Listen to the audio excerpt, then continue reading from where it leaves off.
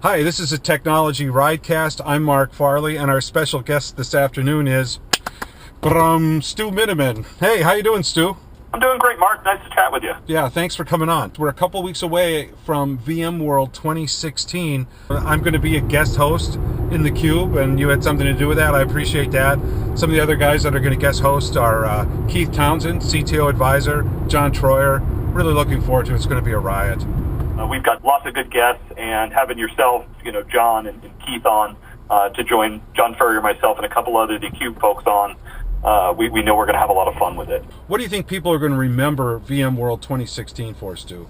The last couple of years, the joke at the show has been that it's storage world.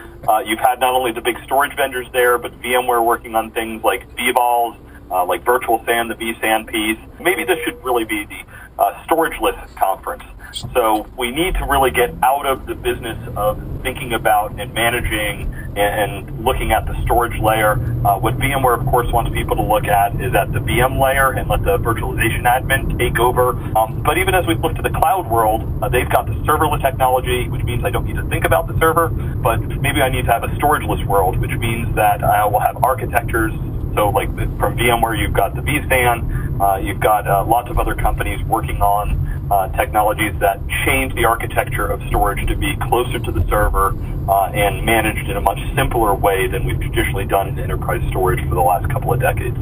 Yeah, I think that makes a lot of sense to, a data forward world where the entities that you're really concerned about are data, especially as we get to more and more data, Internet of Things. You really won't have time to think about the storage infrastructure itself. I think you're onto something looking at the data. If we look at, big data architectures with Hadoop, we need to make sure that storage wasn't something that was getting in the way. If we look at IoT, there's lots of opportunities to take advantage of my data as long as storage is in a boat anchor. Storage is critically important, but too often it's been what's held us back rather than what's moved us forward. So is storageless a term that you've been using at Wikibon, or where'd that come from? No, definitely don't attribute storageless to Wikibon. It's something that, I was just thinking about the serverless term that's been used in kind of the developer and cloud space around AWS, Lambda, and some others.